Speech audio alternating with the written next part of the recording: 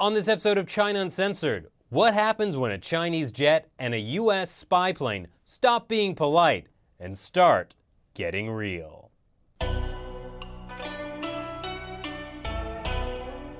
Hi, welcome to China Uncensored. I'm your host, Chris Chappell. You know, many of the truths we cling to depend greatly on our own point of view. And nowhere is that more evident than in the South China Sea. At least two Chinese J-11 tactical aircraft, those are fighter jets, they carried out what's called an unsafe intercept of a U.S. reconnaissance plane over the South China Sea. That's according to a U.S. Pentagon official. But according to Chinese Foreign Ministry spokesman Hong Lei, the U.S. statement was not true. Well, how can that be? Is one side lying? Lying is such a strong term. You see, the U.S. spy plane was flying in international airspace, unless you consider China's point of view, which is that pretty much the entire South China Sea belongs to China. In which case, it's like Hong Lei says. It must be pointed out that U.S. military planes frequently carry out reconnaissance in Chinese coastal waters, seriously endangering Chinese maritime and air security. You see, it was the U.S. acting dangerously in Chinese airspace.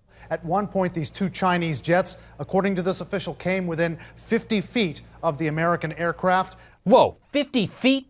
Do you realize how dangerous that is? It's like that jerk in the Porsche who tailgates you on the highway, but at airplane speed. But you can't say the Chinese jets flew within 50 feet of the American plane without also accurately saying the U.S. plane flew within 50 feet of the Chinese ones. Here's China Uncensored Force Ghost for more. So what I told you was true, from a certain point of view. This is not a first either.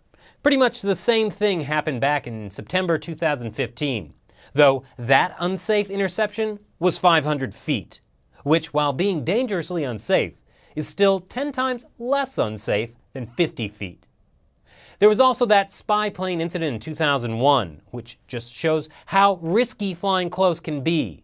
Because that time, unfortunately, the Chinese jet actually collided with the U.S. spy plane and the Chinese pilot was killed.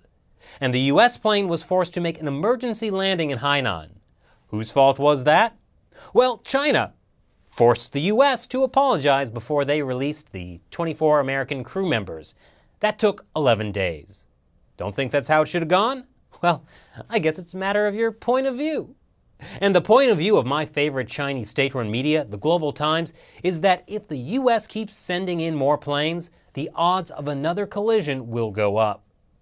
It's the foreign policy equivalent of a windmill attack. I'm just gonna keep swinging my arms, and if you get hit, it's your own fault. Actually, it's the Pentagon's fault. Now, last week's dangerous spy plane encounter happened just a few days ahead of U.S. President Barack Obama making his first trip to Vietnam, where he lifted the U.S.'s long-standing embargo on sales of lethal weapons to the communist country.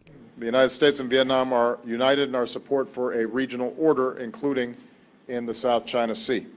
So China had better watch out, unless, instead, you believe this other thing he said. The decision to lift the ban was not based on China or any other considerations. Yeah, I believe that as much as I believe this. We would gladly see Vietnam develop a normal, friendly, and cooperative relationship with all countries, including the United States. Anyway, last week's spy plane intercept also occurred just ahead of an international tribunal in The Hague. The Philippines filed a legal challenge over China's claims to the South China Sea. And there's no better way to solve a legal dispute based on international law than international arbitration. Unless, from your point of view, arbitration is illegitimate and you ignore its decision. Now, we don't know for certain where last week's encounter actually happened, but the Chinese Foreign Ministry says it was near China's southernmost island province, Hainan, and that's where the Chinese regime bases its growing fleet of nuclear submarines. Those are a big concern for India, and at the beginning of May, the U.S. began talks with India about submarine warfare. I'm sure against no one in particular.